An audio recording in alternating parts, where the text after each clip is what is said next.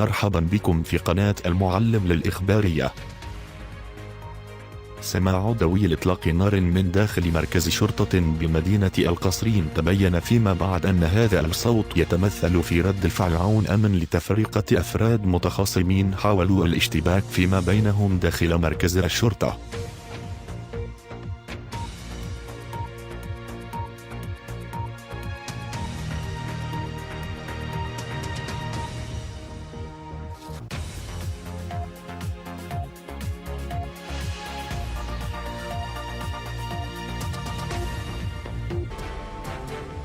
شكرا لكم على المشاهدة. صديقي المشاهد، للتواصل معنا نرجو الاشتراك على قناتنا.